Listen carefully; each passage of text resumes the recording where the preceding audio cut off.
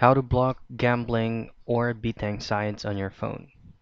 First things first is access and pull up your mobile phone web browser and just simply type in next DNS. Now choose on their first result that will take you directly to nextdns.io. Then here at the top right portion, just tap on that, and then you just have to create an account. It's free and you just have to use a working email address.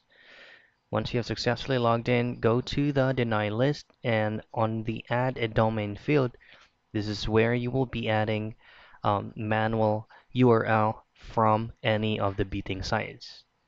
And once you have added it, just go back to setup, scroll down, and then pause from the private DNS option. Now just copy this code right here, the code after enter, and then head down to your phone settings. And then from the search bar, just simply type in DNS, go to private DNS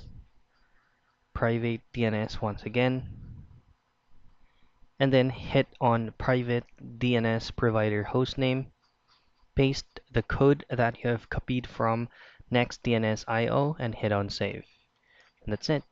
That's how you block gambling or betting sites on your phone.